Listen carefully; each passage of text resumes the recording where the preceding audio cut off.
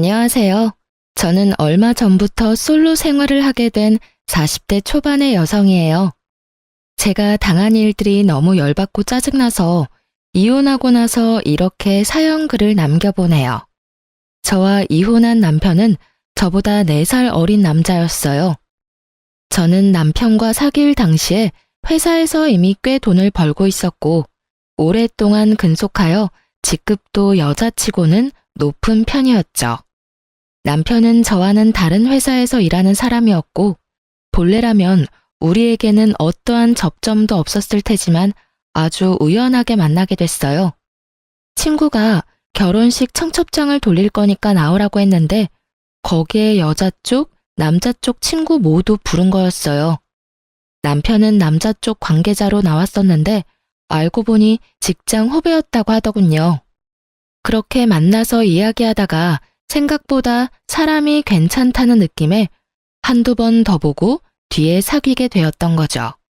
정말로 그 당시에는 결혼까지는 가지 못할 거라는 생각을 했어요. 나이도 차이가 좀 나는 데다가 저는 딱히 결혼할 생각은 없었거든요.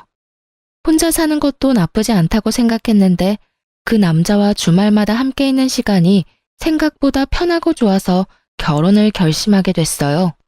물론 청혼은 남편이 먼저 했고요. 그때는 주변에서 정말 잘 어울리는 커플이라고 그렇게 칭찬을 했었는데 어째서 지금은 이 모양 이 꼴이 되었는지 정말 이해가 되지 않아요. 남편과 저 사이에 다른 점들이 많았지만 저희는 최대한 상대방을 존중하며 잘 조율해 가고 있었어요. 하지만 딱 한 가지만은 서로 양보할 수 없는 일이 있었어요. 바로 돈과 관련된 일들이었죠. 저는 남편보다 돈을 많이 버는 데다가 큰 돈을 써야 할 때는 큰 돈을 써야 뒤탈이 없다고 생각하는 사람이었어요. 특히 가방, 옷, 구두, 장신구 같은 건 하나를 마련하더라도 제대로 좋은 걸 마련해야 한다고 생각했죠. 중요한 장소나 중요한 상황에 사용할 것들은 좋은 것으로 마련하는 것이 저에게도 좋은 이미지를 심어준다고 생각하고 있었거든요. 그렇다고 제가 엄청나게 많은 명품을 쇼핑하는 그런 쇼핑광은 아니에요. 2년에 한 번 짝수년도에 제 생일에 저를 위해 준비를 한 물건들이었어요. 충분히 월급을 모으면 살 수 있는 물건들이었죠. 터무니없을 만큼 비싼 브랜드보다는 최대한 나이에 맞는 가격대가 조금은 저렴한 브랜드를 선호했고요. 귀걸이와 목걸이 같은 장신구들은 어릴 때부터 순금과 순은을 사용할 수밖에 없었어요. 금속 알러지 때문에 어릴 때부터 하나씩 유행에 타지 않는 디자인으로 골라왔었거든요. 그랬기 때문에 평상시에 입는 옷들이나 가방은 그리 비싸지도 않고 가끔은 정말 홈쇼핑에서 파는 4개 몇만 원짜리 옷이 거의 대다수였어요. 그렇지만 남편은 저와는 좀 달랐어요. 돈은 웬만하면 쓰지 않았어요. 그런 점이 신중하다고 생각했지만 지금에 와서 보면 그냥 구두쇠 쫌생이었을 뿐이었어요. 남편에게는 돈 그 자체보다 중요한 건 없는 것처럼 보였거든요. 자기 통장 잔고를 보며 좋아하는 사람이 남편이었고 솔직히 이런 면모가 오히려 신뢰를 줬죠. 돈을 사랑하는 거라면 결혼하고도 굶어 죽을 일은 없을 것이고 다른 여자에게 마음을 빼앗기지도 않겠다 싶었거든요. 그러나 문제는 시부모에게도 있었어요. 시부모와의 첫 만남에서 아주 눈밖에 나버렸거든요. 첫 만남에서 그럴 일 크게 없는데 말이죠. 그건 상견례 날이었어요. 그 전에도 시부모를 만난 적이 있었지만 상견례 날이라 저도 신경을 많이 썼었어요. 최대한 단정해 보이는 비싼 옷에 명품 가방을 메고 갔거든요. 솔직하게 말해서 둘 다 5년도 더 전에 산 옷들이었지만 워낙 유행을 타지 않는 디자인이라 시간이 흘렀어도 괜찮은 편이었거든요. 게다가 중요한 자리이니 최대한 저를 꾸밀 필요도 있다고 생각했고요. 그런데 상견례에서 시부모는 저를 사치스러운 여자로 몰아가더군요. 왜냐면 지나가던 사람이 제 가방을 보고는 1,000만 원 정도 되는 금액일 거라는 말을 시부모가 들었던 것 같아요. 전후 사정은 잘 모르겠지만 시부모는 행인의 그 말에 제가 사치스러운 사람이라고 아예 판을 박아버리더군요. 솔직하게 말해서 시부모가 될 어른을 만나러 오는 자리에 누가 후줄근하게 입고 오고 싶겠어요? 게다가 두 가족이 만나는 자리에서 부모님 면도 있으니 어느 정도는 체면을 차려야 하는 거라고 생각했거든요. 상견례에 옷을 따로 사는 사람들까지 있는 반면에 저는 있는 옷으로 해결한 거니 그렇게 치면 그리 사치스러운 것도 아니었는데 말이죠. 남편이 이미 식장을 잡아놨으니 시부모도 뭐라 하지는 않았지만 제게 그러더군요. 우리 집에 시집 올 거면 사치스러운 버릇은 버려야 한다고요. 검소함이 가장 미덕이라면 말을 하는데 저를 못마땅해 하는 모습이 정말로 가득했죠. 정말 웃기게도 그 당시에는 아무 생각도 없이 네 하고 대답했어요. 제가 사치스러운 버릇을 가지고 있다고 생각지 않았으니까요. 그런데 적은 시부모만이 아니었죠. 남편도 결혼을 하고 나니 제가 조금이라도 비싼 물건을 사면 제발 아끼면서 살라며 난리를 치더라고요. 그러다가 그 일이 터져버렸죠. 시댁 친척 결혼식 날이 일주일 앞으로 다가온 날, 제가 휴대폰으로 원피스를 구경하고 있었어요. 자기야, 이 원피스랑 이거 중에 뭐가 괜찮아? 어? 갑자기 웬 원피스야? 그리고 가격이 너무 비싸잖아. 굳이 이렇게 비싼 옷 살 필요 있어? 가지고 있는 옷 중에 아무거나 입고 가. 계절에 맞는 원피스가 별로 없어. 그리고 나는 일 때문에 정장형 옷이 많으니까 원피스도 없고. 그리고 한 번 살 때 좋은 거 사고 싶어서 그러는데 왜 맨날 잔소리야? 당신 가지고 있는 것들도 비싼 거 많잖아. 굳이 비싼 거 뭐하러 사? 싼 거 여러 개 사면 더 좋잖아. 양만 많다고 다 좋은 거야? 그런 건 어차피 오래 못 입어. 비싼 옷은 비싼 값을 하는 거라고. 그리고 나도 일할 때는 싼 거 입고 다니잖아. 그러니까 비싼 거 사지 말고 여기 3, 4만 원짜리 있네. 이런 거 사서 입으면 되지. 남편이 골라주는 걸 보니 답이 없더라고요. 안감도 없고 어린애들 취향의 원피스에 결혼식에 입고 갈 옷은 절대 아니었죠. 이게 나한테 어울린다고 생각해? 그리고 이런 걸 남의 결혼식에서 어떻게 입어? 솔직하게 말해서 내가 돈을 허투루 쓰면 나도 할 말 없어. 그치만 내가 1년에 옷 사는 돈이나 당신이 1년에 옷 사는 돈이나 똑같은 건 알고 있지? 당신은 싼 걸 100벌 사고 나는 비싼 걸 5벌 살 뿐이야. 그런 나한테 매번 사치스럽다고 검소하게 굴라는 건 좀 어이없는 일 아니야? 솔직히 당신이 비싼 물건이 많은 건 사실이잖아. 이러니 엄마도 매번 걱정하는 거고. 그렇다고 내가 당신한테 돈을 더 달라고 했어? 아니면 당신한테 돈을 빌린 적이 있어? 그런 적도 없는데 왜 내가 당신한테 그런 잔소리를 들어야 하냐고. 그리고 내가 돈 모아놓은 게 당신이 모아놓은 거보다 훨씬 많아. 그런데 왜 내가 과소비하는 것처럼 말하는데? 이거 봐. 본인이 잘못한 것도 모르고 고칠 생각도 안 하네. 이러니까 우리 엄마가 당신한테 매번 그러는 거라고. 선 넘지 마. 내가 뭘 잘못했는데? 비싼 거 사면 다 죄인이야? 내가 다른 사람 20벌 살 거 한 벌만 사겠다는 게 그렇게 욕먹을 짓이야? 눈이 있으면 옷장을 봐. 거기에 내 옷보다 당신 옷이 훨씬 많은 건 몰라서 그래? 가격만 저렴한 옷이 수백 벌 있는 당신한테 내가 왜 그런 소리 들어야 하는데? 그리고 어머님 운운하는 것도 웃겨. 어머님도 얼마 전에 결혼식 가신다고 가방 하나 마련하지 않았어? 그것도 당신 때문이잖아. 당신이 비싼 거 들고 있으니 어머님이 비교되는 것 같다고 하시잖아. 그러게 왜 사람들을 그런 식으로 만들어? 그게 내 잘못이니? 그리고 그래서 내가 신혼여행 돌아오면서 명품백 어머님한테 사드리자고 했을 때 당신이 반대했잖아. 그때 사드렸으면 그런 말 듣지도 않았겠지. 결국 제 말에 대꾸할 말이 없었는지 남편 놈이 모르겠으니까 알아서 하라며 나가더군요. 저도 열이 받을 대로 받았어요. 제가 뭘 잘못했어요? 남들이 싼 걸로 여러 개 살 때 모아두고 아껴뒀다가 비싼 거 하나 사는데 그게 왜 남들한테 욕먹을 짓이 된 건지. 그렇게 친척 결혼식 날이 오고 저는 남편과 따로 이동하기로 했어요. 제가 가야 할 곳이 있다고 하고 남편을 먼저 보낸 거죠. 그리고 저는 남편이 제게 추천한 저에게는 맞지도 않은 원피스에 단화를 신고 명품백 대신에 에코백을 메고 결혼식장에 도착했어요. 결혼식장에 들어서니 다들 안 보는 척 보고 있더군요. 시부모와 남편이 눈에 보여 아는 척하며 다가갔더니 시부모가 화난 얼굴로 저한테 그러더군요. 너 이게 무슨 꼴이야? 이러고 남의 결혼식장에 와? 안감도 없어서 훤히 비치는데. 어머님, 이 원피스는 남편이 골라준 3만 원짜리 원피스예요. 비싼 거 절대 사지 말라고 화를 내면서 이걸 골라주더라고요. 남편 의견대로 입고 왔는데 어디 이상한가요? 그리고 어머님도 항상 저한테 비싼 거 가지고 다닌다고 뭐라고 하시잖아요. 그래서 최대한 검소하게 입고 온 건데. 아무리 검소해도 때와 장소가 있는 법인데 너 정말로 며느라기한테 저 옷 입으라고 했어? 아니, 잠깐 싸우다가 제일 싼 옷이 있길래 이야기한 것뿐이에요. 설마 제가 일부러 그랬겠어요? 그렇게 별로야? 평소에는 그렇게 비싼 거 입지 말라더니 이런 거 입고 오니 아예 옆에 있기 싫어?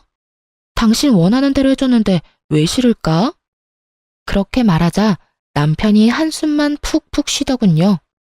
제가 왜 친지 가족들 모이는 자리에서 비싼 걸 입는데요. 남편 체면 세워주려는 것도 모르고 사람을 그렇게 구박하다니. 후줄근하게 입은 제 모습에 아예 곁으로도 안 오려고 하면서 매번 검소 타령은 왜 하는 거냐고요. 그리고 시모를 보니 시모는 남편 말대로 명품 가방을 하나 마련해서 가지고 왔더군요. 어머님, 가방을 새로 사셨네요? 검소한 거 따지시는 분이 명품 가방 가지고 있는 거 보니까 기분이 많이 이상하네요. 항상 사치스럽다고 싫어하셨잖아요. 그래서 저도 오늘은 에코백을 준비해 왔는데 오늘따라 안 맞았네요. 제 말에 시모는 뭐라 말해야 할지 모르더군요. 아마 제가 좋은 옷과 가방을 들고 올 거라고 생각한 듯 했어요. 그런데 막상 후줄근한 모습으로 나오니 그것도 싫은 모양이었죠. 도대체 어느 장단에 맞추라는 건지. 며느리가 안 꾸미고 후줄근하게 다니면 그 욕은 남편과 시모가 듣는다는 걸 모르는 것 같더라고요. 주위에 있는 사람들도 우리 대화를 들었는지 아니면 그런 짐작을 했는지 수군거리더군요. 모르는 사람이 들으면 시모와 남편이 며느리를 갈궈서 저렇게 후줄근하게 입고 오게 된 줄 알 테니까요. 하긴 다를 건 없었죠. 결혼 후 내내 저를 마치 낭비벽 환자처럼 몰아가며 사치스럽게 굴지 말라며 잔소리해댔으니까요. 그런 사람들이 명품을 가지고 있으면서 아무것도 없는 며느리 혼내는 걸로만 보일지도 모르죠. 아니면 불쌍한 며느리만 아무것도 가지지 못한 것처럼 보일 수도 있고요. 결국 시부모는 주변에서 한 소리 듣게 됐죠. 그리고는 그 뒤로는 사치니 검소니 그딴 소리 안 듣게 됐어요. 결혼식에서는 사진도 못 찍게 하는 바람에 가족 사진도 못 찍었죠. 후줄근하게 입고 다니면 옆에 오지도 못하게 하고 비싼 거 입고 다니면 돈지랄 하냐며 잔소리하는 시댁 행태에 정말 어이가 없었지만 그래도 이번 일을 기회로 잔소리는 더 이상 듣지 않게 됐어요. 제가 빡 돌면 이런 짓을 저지른다는 걸 알게 된 남편과 시모는 그 뒤로 저한테 아무 말 하지 않았어요. 그래서 정말 편하게 결혼 생활을 할 수 있었죠. 그리고 결혼 4년 차쯤에 애를 가지려고 그렇게 애를 쓰던 그때 저는 제 물건이 사라지는 일을 겪게 됐어요. 제 물건과 옷을 보관하는 옷장에 넣어둔 가방 하나가 감쪽같이 사라졌더라고요. 제가 어디 잘못 놔둘 성격도 아니고 비싸게 주고 산 물건이 있는 만큼 모든 것은 제자리에 두고 있거든요. 그런데 자주 쓰지는 않던 가방이 사라지니까 당황했죠. 그것도 집안에 놔둔 게 사라져버렸으니 의심할 사람은 남편뿐이었잖아요. 저는 먼저 남편에게 물었어요. 여보, 혹시 저기 있던 가방 못 봤어? 가방이 하나 없어졌네. 가방? 난 모르겠는데. 누가 봐도 여자 가방이면 내가 가져갔을 리도 없고. 혹시 다른 데 놔두고 잊어버린 거 아니야? 태연스러운 남편 말에 저는 정말로 심각하게 제가 잊어버린 게 아닐까 하는 생각이 들 정도였어요. 그렇지만 아무리 생각해도 다른 데 놔둔 생각이 들지는 않아서 현관 앞을 비추는 홈캠을 뒤져봤어요. 그 홈캠은 결혼 초에 달아놓은 건데 당시 근처에 도둑이 많이 들어서 입구를 비추는 홈캠을 달아놨던 거예요. 그리고 달아두고는 항상 잊고 있던 것이기도 했고요. 그리고 누군가 제 가방을 들고 나오면 찍힐 정도는 됐죠. 그렇게 확인을 했더니 남편이 가져갔더군요. 당황했죠. 그걸 가져갈 일이 없으니까요. 솔직하게 말하면 엄청 비싼 것도 아니고 브랜드로 치자면 중저가의 디자인도 애매한 가방이었거든요. 저도 그래서 사놓고 보관만 해뒀던 건데 사실 가지고 있는 것 중에는 가장 새 것처럼 보이긴 했거든요. 처음에는 남편이 이걸 가져가서 팔았나 의심했어요. 워낙 돈 좋아하는 남자이기도 하고 이렇게 새 것처럼 보이는 걸 가져갔으니. 하지만 굳이 가져갈 거면 더 비싼 게 있는데 왜 그걸 가져갔나 싶은 마음도 있었거든요. 아니면 시모에게 갖다 줬나 싶었는데 그건 또 아니었어요. 애매모호한 상황에 남편을 의심하는 것도 좀 그렇고 하나 정도는 용서해주겠다는 생각을 하면서 일단 제가 가진 물건들 중 비싼 건 다 친정으로 옮겨놨어요. 그리고 원래 있던 자리에는 가짜 물건들만 채워넣었죠.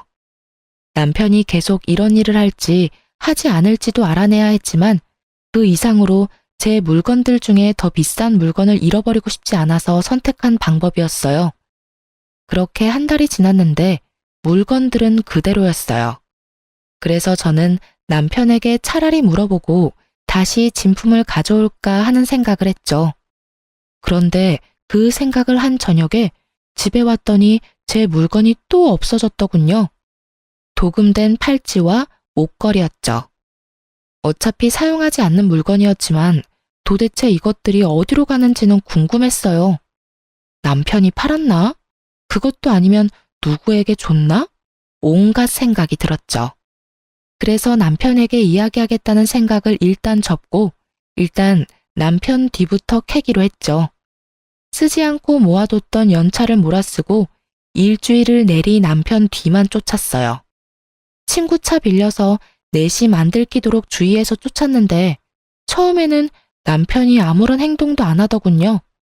그래서 제가 너무 예민했나 싶었는데 5일째 되던 날 딱 꼬리를 잡았죠. 남편이 웬 여자와 밖에서 만나는 걸 발견했거든요. 제가 한 번도 다녀본 적 없는 장소였고 남편도 제가 본 적 없는 옷을 입고 있더군요. 만약 스쳐 지나갔다면 남편인지 못 알아봤을 거예요. 두꺼운 뿔테 안경까지 쓰고 있으니 정말 딴 사람 같았거든요. 그리고 상간녀를 살피는 순간 남편이 제 물건을 어디에 사용했는지 알 수 있었죠. 그 여자의 어깨에는 제 가방이 자세히 살펴보니 팔찌와 목걸이도 이미 목과 팔에 있더군요. 순간적으로 화가 확 올랐어요. 저한테 왜 이런 일이 벌어져야 하는지 정말 눈앞이 캄캄하더군요. 분노와 답답함으로 아무것도 못하겠더라고요. 그날은 사진과 동영상을 찍고는 온몸에 화가 뻗쳤는지 몸살 기운이 있어 집으로 돌아왔어요. 거의 몸져 누워있는데 자정이 다 돼서야 남편이 집으로 들어오더군요. 증거를 더 모을 때까지 남편에게 제가 알고 있다는 걸 알리기 싫어서 겨우 말을 꺼냈는데 생각보다 더 뾰족한 목소리가 나와버렸어요. 당신 도대체 어디 있다가 이제 오는 거야? 친구 좀 만나고 왔어. 왜 이렇게 기분이 나빠? 기분이 왜 나쁘냐고? 아픈데 남편이라는 사람이 들어오지도 않고 연락도 안 되니까 짜증난 거지. 어디가 아픈데? 몰라. 결국 제가 더 열받아서 열이 올라서 남편을 내버려두고 방으로 들어와 이불부터 푹 뒤집었었어요. 그런데 남편 놈 마음이 바뀐 게 티가 여기서 나더라고요. 그전에는 제가 아프다고 하면 죽이며 약이며 챙겨주기 바쁘던 남편이 다음 날이 되어도 다다음 날이 되어도 제게 관심 하나 없더군요. 아프냐고 묻지도 않더라고요. 거기서 제 인내심은 뚝 끊어졌죠. 그 여자에게 잠깐 홀릴 수는 있다고 생각해요. 잠시 눈이 갈 수 있지. 그래도 제게 돌아오기만 한다면 받아줄 생각이 있었지만 아예 저는 뒷전이고 그 여자가 우선인 모습을 보니, 그리고 그걸 숨길 생각도 못할 정도로 빠져있는 걸 보니 이건 그냥 한순간의 바람이 아닌 것 같더군요. 결국 저도 참지 못하고 남편에게 추궁하기 전에 그 상간녀부터 아작을 내기로 결심했어요. 저는 제일 비싸고 좋은 물건들로 한껏 치장한 뒤에 상간녀를 만나러 갔어요. 사실 그 여자 집과 회사는 이미 파악해 놓은 상태였거든요. 집에서 나오는 상간녀에게 말을 걸었어요. 어딜 그렇게 바쁘게 가요? 저희 남편 만나러 가요? 그렇게 이야기하자 상간녀 얼굴이 확 굳으면서 저를 확인하더군요. 그리고는 제가 걸친 것들을 보고서는 얼굴이 확 일그러지더라고요.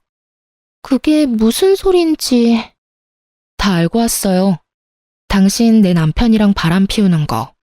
그래서 언제까지 이 짓 할 거예요? 뭘요? 알고 왔으면 뭐요? 언제까지 이 짓 할 거냐고요? 당연히 오빠가 저한테 마음 있는 동안은 계속되지 않겠어요? 뾰족한 말로 말하는 상간녀는 무척 당당했죠. 저를 보고 무슨 생각이 들었는지는 모르겠지만 굉장히 공격적이고 당당한 모습에 저도 살짝 당황했거든요. 미쳤어? 아가씨, 뭘 모르나 본데 와이프 있는 남자랑 바람 피우면 그건 범죄야. 간통죄는 폐지됐어도 상간녀 소송까지 안 되는 건 아니거든? 나는 당신한테 상간녀 소송 걸 거고 그걸 내 남편이 대신 내줄 거라는 기대는 안 하는 게 좋을 거야. 그러니까 이만하고 남의 남편한테 손 떼. 내가 왜요?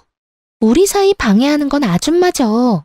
어디가 얼마나 못났으면 남편한테 사랑조차 못 받고 버림받았으면 여기가 어디라고 당당하게 따지러 와요? 다 당신이 못나서 생긴 일인데 저한테 따지지 말고 당신 남편한테 따지세요. 헤어진다고 하면 헤어지고 아니라면 아닌 거죠. 오빠가 저를 바라는 동안에는 저도 오빠 만날 거예요. 그리고 오빠가 저를 생각하는 마음이 생각보다 크거든요. 제가 오빠에게 이혼해달라고 하면 당장 해줄 사람이라고요. 기세가 등등하다는 말이 이런 말이겠죠. 본처를 앞에 두고도 상간녀가 저렇게 당당한 건 세상이 말세라서 그런 걸까요? 아니면 전연이 그런 싸가지 없는 년이라서 그런 걸까요? 정말 오만 가지 생각이 오갔어요. 그래서 상간녀에게 말해줬죠. 아주 기세가 등등하네. 남의 남자 꼬셔서 나쁜 짓 하고 있는 주제에 뭐가 그렇게 당당해? 그리고 알고 있는지 모르겠지만 우리 남편이 너한테 준 물건 있지? 지금 착용하고 있는 팔찌랑 목걸이 그리고 가방. 그거 싹 다 내 물건이고 나는 도난당한 물건 찾다가 남편 바람까지 찾게 됐어. 그리고 하나 말해두는데 네가 받은 물건들은 다 짝퉁이야. 그 남자가 준 거 싹 다. 그리고 너도 짝퉁이고. 죄송하다고 빌어도 모자랄 판에 뭐? 지금 이판사판이다 이거지? 이렇게 되면 나도 못 참아. 너랑 우리 남편 둘이 잘 되는 꼴 내가 가만 보고 있을 줄 알고? 너희들 있는 곳곳마다 쫓아다니면서 불륜이라고 소문내줄게. 어디서도 환영받지 못하도록 해줄 자신 있으니까 원하면 붙어봐. 명예훼손? 나는 그딴 거 안 무서워. 왜 내가 무서워해야 해? 잘못은 너희들이 지었잖아. 제 말에 상간녀가 얼굴이 벌겋게 달아올랐더군요. 이제 와서 새삼스레 부끄럽다는 감정을 느낀 건 아닐 테고 아마 나름대로 화가 났나 보더라고요. 저한테 그런 소리 듣는 게 짜증났을 수도 있죠. 그렇게 상간녀 입 닥치게 만들어 놓고 집에 돌아왔는데 그날 남편이 상간녀에게 무슨 소리를 들었는지 폭탄 선언을 하더군요. 우리 이혼하자. 더 이상 당신이랑 같이 못 살겠어. 그것도 시댁에서 시어른들 다 있는 곳에서 말이죠. 갑자기 무슨 소리야? 저는 시치미를 뚝 뗐어요. 남편이 시부모 눈치를 보더니 그러더군요. 모르는 척 하지 마. 다 알고 있잖아. 이야기 다 들었어. 그 사람하고 한바탕 했다면서? 그 말에 반문한 건 제가 아니라 시부모였어요. 무슨 말이야? 너희가 이혼이라니? 그렇게 됐어요, 어머니. 이 사람 사치가 너무 심하고 저랑 성격도 안 맞는 것 같아서 이혼하고 싶어요. 두 분도 이 사람 그렇게 편하게 생각하지 않았잖아요. 집에 있으면 돈을 너무 많이 써서 같이 살기 불안할 정도예요. 기도 안 찼어요. 누가 돈을 많이 썼다고 저러는지. 게다가 실제 이혼 원인이 그게 아님에도 그걸로 밀어붙이려는 남편을 보니 구토가 나올 정도였죠. 성격? 사치? 그거 말고 다른 이유 있잖아. 당신 나 몰래 다른 여자 있는 거 왜 말씀 안 드려? 이야기할 생각이었어. 그리고 곧 있으면 그 사람도 도착할 거고. 남편의 이 말에 정말 놀랐어요. 지금 이 자리에 상간녀를 불렀다니 너무 어이없었죠. 당신 지금 나한테 시위하는 거야? 상간녀를 왜 이 자리에 불러? 그리고 이혼 내가 해줄지 안 해줄지 어떻게 될지 알고 상간녀부터 부르는 거야? 당신이 이혼 안 해줘도 나는 이혼할 거야. 그 여자랑 이미 약속했어. 당신이랑은 정말 다른 여자야. 여리고 착하고 얼마나 검소한데. 그래서 마누라 물건 훔쳐다가 상간녀한테 선물로 줬어? 그래. 너는 검소해서 다른 사람 물건 도둑질해서 다른 여자한테 선물해줬어? 미친 소리도 작작 해야지. 아무리 짠돌이 쫌생이라도 정도가 있는 법이야. 제 말이 끝나기가 무섭게 상간녀가 시댁에 찾아왔어요. 아주 시부모가 좋아하는 모습을 하고 말이죠. 남편에게 미리 언지를 들었나 보더라고요. 수수한 투피스에 눈에 띄지 않는 패션으로 이곳까지 왔더군요. 그 모습에 시부모도 유심히 그 여자를 보더니 이내 흡족해하는 모습이더군요. 정말로 상간녀는 제가 처음 봤을 때와는 정반대로 순진한 얼굴로 여기 왔거든요. 그 모습 보고 정말 오만정이 다 떨어지더군요. 여기서 또 보네요? 그때 엄청 큰 소리 치면서 가셨는데 불쌍해서 어떡해요. 오빠가 저한테 결혼하자고 했어요. 저는 오빠가 재혼이라도 상관없거든요. 우리는 정말로 사랑하니까요. 그렇게 말하는 상간녀의 가증스러운 모습에 저도 그냥 다 놔버렸어요. 제가 누구 좋자고 아득바득 붙잡고 있는지 결국 저도 말했어요. 아직 이혼도 안 한 마누라랑 시부모 앞에서 상간녀까지 소개시켜주고. 아주 대단한 사람이야. 이혼해 줄게. 나도 와이프 놔두고 어린 여자랑 바람피는 놈도 싫고 와이프 물건 훔쳐다가 상간녀에게 갖다 바치는 놈도 싫어. 불륜남이 도둑질까지 하는데 내가 데리고 있을 필요 없지. 대신 이혼은 무조건 소송으로 갈 거야. 나는 합의는 절대 안 해. 알지? 당신은 소송이든 합의든 유리한 거 하나도 없어. 그리고 상간녀, 너도 마찬가지야. 내가 상간녀 소장 당신 회사나 집으로 날려줄 테니까 어디로 올까 전전긍긍하면서 열심히 기다리고 있어. 예, 그런데 왜 우리 아들이 이혼에 책임이 있어? 바람 좀 핀 거 이해 못 해주는 여자가 잘못이지. 이해하고 못하고가 아닌 거 아시죠? 지금 저 사람 딴 년 데리고 결혼하겠다고 온 거거든요. 눈이 있으면 좀 보시라고요. 이해를 해주면 뭐요? 첩년이라도 끼고 살도록 두 집 살림하도록 놔두라는 말이에요? 세상이 어떤 때인데 앞뒤 구분도 못하고 아들 편 만들어요? 그럼 우리는 네가 우리 아들 돈으로 명품이나 사재 끼고 낭비벽이 심한 걸로 소송할 거야. 누가 누구한테 뭘 사줘요? 당신 도대체 시어른들한테 뭐라고 거짓말한 거야? 어머님, 똑바로 들으세요. 제가 가지고 있는 비싼 물건들 중에 남편이 사준 거 단 하나도 없어요. 남편이 워낙 구두쇠라 결혼 반지도 반반 나눠서 했다고 하면 말 다 한 거 모르세요? 그렇게 우기고 싶으면 열심히 우기셔도 돼요. 어차피 저는 제가 산 물건들 카드값이며 현금 영수증이며 다 제 돈에서 빠져나간 거 증명 가능하니까요. 미친놈이 불륜에 도둑질만 한 줄 알았더니 부모 상대로 거짓말까지 해? 네가 사람 새끼냐? 짐승 새끼도 이딴 짓은 안 할 거야. 제 말에 시부모는 꿀먹은 벙어리가 됐어요. 그리고 남편 놈도 당황하고 있었죠. 막판에 자기가 한 거짓말이 들통날 줄은 몰랐나 봐요. 그리고 그간의 시부모가 저의 사치를 탐탁치 않게 생각한 것도 이제야 그 이유가 명확해졌죠. 시부모님은 제가 남편 돈으로 사치한다고 생각하셨던 모양이에요. 남편이 그렇게 말해줬으니 그렇게 철석같이 믿고 있었던 거죠. 그렇지만 그게 거짓말이었다는 걸 알게 되니 그간 저한테 한 짓들이 새삼 민망했던 모양이에요. 아무 말 없이 남편과 저만 번갈아 보며 쳐다보더군요. 그리고 저는 남편 새끼 옆에서 조신 떨고 앉아있는 상간녀에게 말해줬어요. 한 가지만 더 말해줄게. 잘 들어?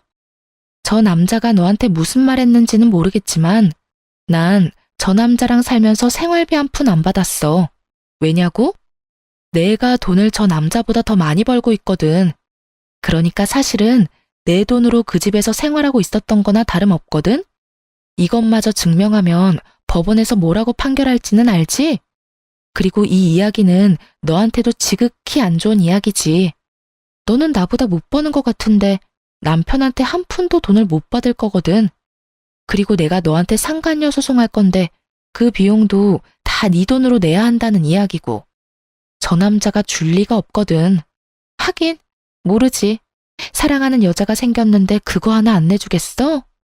와이프 버리고 상간녀랑 결혼하는데 그 정도는 당연히 남자가 해줘야지. 어쨌든 둘 다 잘 알아둬. 나는 내 몫은 어떻게든 가져갈 참이고 만약 너희가 안 주면 법적으로 압류를 진행해서라도 가져올 생각이야. 그러니까 둘이서 잘 짱구 맞대서 이야기해봐. 상간녀가 못 믿겠다는 표정을 짓고 있더군요. 하긴 믿든 안 믿든 상관없죠. 저는 사람은 변하기 어렵다고 생각하거든요. 남편 놈 구두쇠 기질이 여자 한 명 잘못 만났다고 바뀔 리 없죠. 게다가 제 물건 도둑질해서 상간녀에게 선물해 준 걸 보면 더더욱 상간녀에게 돈 드리고 싶어 하지 않는 모양이고요. 당신 무슨 말을 그렇게 해? 내가 이 사람한테 그런 짓을 할 리 없잖아. 당신이랑은 다른 여자라고. 이 여자는 소중하게 대해줄 거야. 남편의 말에 상간녀가 내심 안심하는 표정을 짓더군요. 말이면 뭔들 못해요. 영원히 사랑하겠다고 해놓고는 상간녀랑 바람피고 있는 놈인데요. 거짓말이 한 번 어렵지 두 번은 얼마나 쉬운 일인지. 눈 하나 깜빡 안 하고 거짓말하는 얼굴 보니 진짜 웃기지도 않았어요. 그래. 상간녀한테는 그런 짓 안 하고 와이프한테는 그런 짓 하는 거면 상간녀가 와이프 되면 똑같이 그런 짓 하려는 거 아니야? 당신이 얼마나 구두쇠인지 내가 잘 아는데. 뭐 됐어. 나는 이미 내가 하고 싶은 이야기 다 끝냈으니까. 할 말 있어? 다른 할 말 없으시죠? 나는 당신 말 절대 안 믿어요. 오빠랑 헤어지기 전에 나랑 오빠 사이 이간질하려고 그런 거짓말하는 거 내가 모를 줄 알고? 졌으면 진 사람답게 꼬리 말고 도망이나 치라고요. 여기서 초치지 말고. 저는 바락바락 우기는 상간녀를 보며 한숨을 푹 쉬었어요. 말해줘도 모르는 저 멍청한 년에게 뭐라고 이야기해야 좋을지 모르겠더군요. 그래, 내가 이렇게 친절하게 설명해줬는데도 못 알아듣겠다 이거지? 뭐, 괜찮아. 머리가 나쁘면 몸이 조금만 더 고생하면 되지. 잘 봐.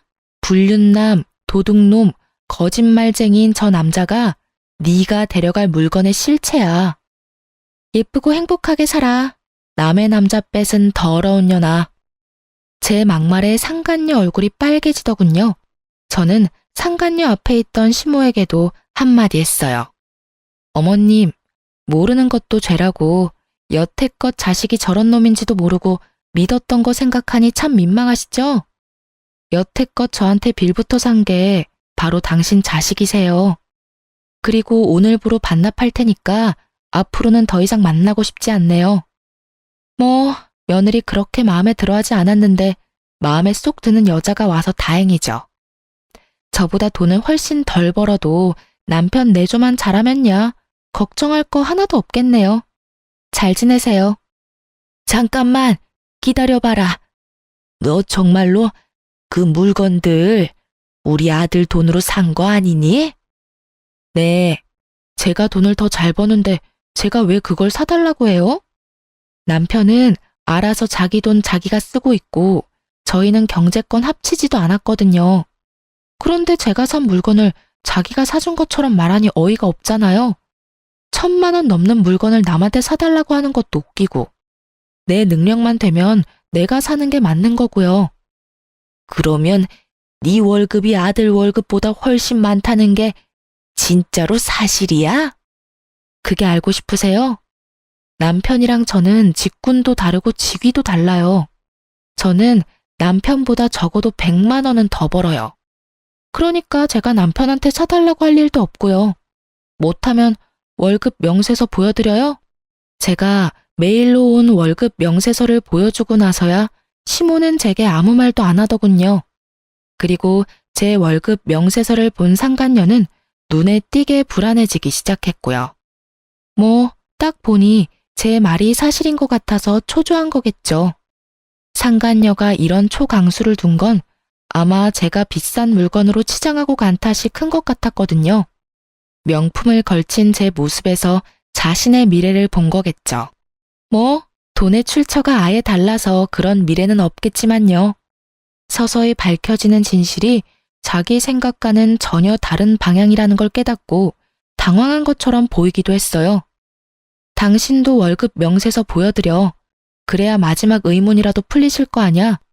당신이 나를 이날 이때까지 남편 돈으로 사치나 부리는 여자로 만들어놨는데 마지막 오해는 풀도록 만들어드려야지. 그래야 어른들도 내가 왜 이렇게 발악하는지 잘 알겠지? 제 말에도 남편은 별 반응 없더군요. 시부모는 이미 남편 월급 수준을 아는 모양이었고 상간녀도 그런 모양이었어요. 상간녀는 남편이 아무것도 부정하지 않자 더 당황한 모습이었죠. 남편이 엄청나게 잘 벌어서 마누라한테 명품 사준 거라고 착각하고 있었을 테니까요. 정작 그 남편 새끼가 결혼 반지마저 반띵하는 완전 쫌생이 대장이었다는 걸 깨닫고 나니 지금 이 자리에 잘못 온 건 아닐지 걱정하고 있는 것 같았어요. 와이프에게 돈을 쓰기는커녕 와이프 물건 훔쳐다가 상간녀에게 선물하는 쓰레기가 자신이 빼앗은 남자라는 게 믿기지 않는 것처럼 보이기도 했죠. 저는 상간녀를 아래 위로 쳐다보며 친절하게 말해줬어요. 이 정도로 검소한 사람이면 다행이네요. 이 사람이 엄청난 구두쇠의 쫌생이거든요. 돈 한 푼 건드리는 것도 벌벌 떠는 남자 옆에서 잘 살아요. 그리고 고마워요. 이런 남자 데리고 가줘서요. 이번 기회 아니었으면 평생을 고생했을 테니까요. 당신한텐 엄청 화내긴 했지만 가만히 생각해보면 당신이 저 남자 데려가줘서 제가 자유의 몸이 되는 거니까 그것만큼은 고맙다고 생각해요. 그럼 잘 살아보세요. 그렇게 저는 시댁에서 나왔어요. 정말 속이 어찌나 시원하던지. 남편 놈의 행동을 모조리 알려주고 나니 진짜 마음이 너무 편했어요. 제가 받고 있던 오해도 다 풀려버렸으니 더할 나위 없었고요. 그렇게 저와 남편은 빠르게 이혼하게 됐어요. 애가 없다는 건 정말 다행이었죠. 애라도 있었으면 정말 5kg라도 그 여자랑 남편 회방 놓고 마음 다 뜬 남자랑 같이 살아야 했을지도 모르거든요. 하긴 제 성격상 그렇게 살지는 않았겠지만 그래도 아이라는 존재는 그만큼 큰 비중을 차지하고 있잖아요. 없으니 좀 더 홀가분하긴 했죠. 그렇게 이혼하자마자 상간녀와 전 남편은 결혼식부터 준비를 하더군요. 상간녀 메신저에 내내 결혼식에 대한 소식이 날마다 올라왔어요. 하지만 역시나 문제가 곳곳에 보이긴 하더라고요. 상간녀는 무조건 호화롭고 비싼 결혼식을 하고 싶었던 모양이에요. 그렇지만 남편 쪽은 재혼인데다가 그렇게 크게 해서 득볼 게 하나도 없잖아요. 그래서 그것 때문에 시부모와 상간녀가 몇 번이나 부딪힌 모양이었어요. 게다가 그 기준은 제 결혼이었거든요. 저는 우리 집안 첫 결혼이어서 부모님이 힘을 좀 많이 쓴 편이었거든요. 그래서 호화롭게 치를 수 있었지만 이쪽은 그럴 여력이 없었어요. 그런데 그 와중에 상간녀가 시부모에게 1,000만 원이 넘는 명품 가방을 해달라고 요구했다고 하더군요. 그 소식 듣고 정말 상간녀가 미쳤나 싶었는데 상간녀 쪽에서는 또 잘못된 정보를 알고 있었던 모양이었어요. 제가 가지고 있는 가방 중에 제일 비싸던 가방이 시댁에서 예물로 준 거라고 알고 있더군요. 저희는 아무것도 주고받은 것 없이 식을 진행했는데 도대체 누구한테 그런 거짓말을 들은 건지. 시부모가 그 이야기 듣고 뒷목 잡고 쓰러졌다니 아마 전 남편이 거짓말한 게 틀림이 없겠죠. 결국 그것 때문에 집안에 한바탕 난리가 났었다고 하더군요. 저는 솔직히 상간녀의 그런 모습을 짐작했어요. 그렇기에 남편과 편히 헤어진 것이기도 하고요. 상간녀는 아예 명품에 대한 집착이 장난 아니었거든요. 아마 전 남편이 제 물건에 손댄 것도 상간녀가 그런 물건을 좋아하니까 손을 댄 거였을 거예요. 그렇게 명품만 고집하는 여자가 구두쇠랑 결혼하면 잘 될 리가 없잖아요. 나중에는 그 가방 문제가 불거지는 바람에 상간녀와 전 남편이 엄청 싸웠다고 하더군요.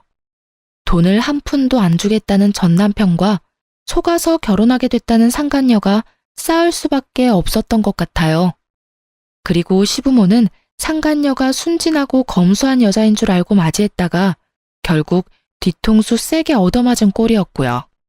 상간녀의 그런 행동을 눈앞에서 목격하고 나니 제가 얼마나 경우가 바른 사람이었는지 깨닫게 된 것 같았죠. 정말 그 집 이야기를 듣는데 얼마나 웃기던지. 그리고 상간녀 위자료도 결국은 상간녀가 내더군요. 제 예상대로 쫌생이 남편놈은 그걸 내주지 않았고요. 거기서 제 이야기가 모두 맞다는 걸 눈치챈 상간녀가 남편놈에게 욕을 해대며 떠나간 건 어찌 보면 당연한 수순이었죠. 그런데 두 사람의 파혼은 청첩장까지 다 돌리고 식장이며 스튜디오며 모든 것이 취소 불가 시점이 된 이후였기 때문에 그 손실은 고스란히 전 남편이 모두 떠안았다고 해요. 그 탓에 전 남편은 상간녀 찾아다니며 돈 내놓으라고 파혼으로 발생한 취소 비용 다 갚으라며 사람 괴롭히며 쫓아다니는 중이라고 하더군요. 상간녀도 참 웃기죠. 그렇게 사랑하느니 마느니 할 때는 남편과 못 붙어 먹어서 안달이더니 남편놈의 성격을 알고 나니 벗어나려고 애를 쓰다니. 그럴 거면 왜 남의 남자를 건드렸는지 몰라요. 벌집을 꼭 쑤셔봐야 벌집인 걸 확인 가능한가요? 딱 봐도 건드리면 안 되는 건 눈에 보이는 법인데 말이죠. 결국 그렇게 주변 사람들에게 이혼 후 재혼이 파혼이 된 남자로 소문난 전 남편이 상간녀와 트러블 생긴 이후로 저한테 계속 전화를 하더군요. 몇 번 무시했는데도 전화가 계속 오길래 한번 받아줬어요. 그랬더니 정말로 뻘소리를 짓거리더군요. 내가 생각해보니까 정말로 내가 잘못했다는 생각이 들었어. 세상에 당신만큼 괜찮은 여자가 없다는 걸 왜 이제야 알게 됐는지 모르겠어. 나 정말로 당신한테 미안하고 사죄하는 마음 가지고 있어. 그리고 여전히 당신을 향한 마음도 남아있고. 그 여자는 정말로 한때뿐인 여자였어. 나에 대해 잘 모르면서 결혼하자고 해놓고는 자기 마음대로 돈 못 쓰니까 헤어지자더라? 그런 여자한테 왜 홀렸는지 정말 나도 이해가 안 돼. 마치 저를 향한 고해성사와 사랑을 고백하는 것처럼 들리는 말은 하나부터 10까지 모두 변명이었어요. 본인 사랑놀이에 다른 사람 희생시켜 놓고는 그 사랑놀이가 파토났다고 다시 저한테 달려오는 꼴이 정말 보기 싫을 만큼 더러웠어요. 미안하다는 말이지? 용서해줄게. 아니, 용서하고 말고 할 게 어딨어? 이미 우리 사이 다 끝났잖아. 재산으로도 서류로도 마음으로도. 사과는 받아줄 건데 앞으로 연락은 하지 마. 우린 남이야. 그것도 악연으로 이어져서 뒤숭숭한 관계. 나는 그렇게 생각 안 해. 당신 생각 많이 했어. 내가 당신한테 한 짓들 평생을 가도 용서 못할 거라는 거 알아. 그러니까 내가 평생 용서를 구할 수 있도록 당신이 다시 돌아와주면 안 될까? 나는 당신을 놓치고 싶지 않아. 지랄 육갑을 떨고 앉았네. 평생? 내가 미쳤어? 당신 같은 놈이랑 평생을 같이 하게? 미친놈한테 허튼 소리를 들으니 정신이 나갈 것 같은데? 앞으로 나한테 연락하지 마. 그리고 이딴 미친 제안할 거면 더더욱. 한 번만 더 이딴 소리 하려고 전화하고 문자 보내면 나 당신 스토커로 경찰에 신고할 거야. 알겠어? 결국 제게서 느껴지는 살벌한 느낌에 그놈이 재빨리 전화를 끊더군요. 마누라 물건 상간녀에게 갖다 바치는 쫌생이 구두쇠 새끼는 거르는 게 답이거든요. 이렇게 글로 풀어보니 답답한 마음도 좀 편해지네요. 아직도 이때 생각하면 분노가 부글부글 하거든요. 있고 안 있고의 문제가 아니잖아요. 제 인생의 하나뿐인 결혼을 망친 놈인데. 쉽게 용서하는 것도 힘들고 잊는 것도 힘든 일이죠. 그렇지만 이번 사연글을 쓰고 나서는 조금씩 지워보려고 노력할 거예요. 이런 일에 질질 끌려다니는 것도 성질에 안 맞고 전 남편을 그냥 없던 사람으로 만들고 싶은 기분이거든요. 그렇게 조금씩 잊혀졌으면 좋겠다는 심정으로 글을 썼어요. 읽어주신 분들에게 감사의 마음을 전합니다.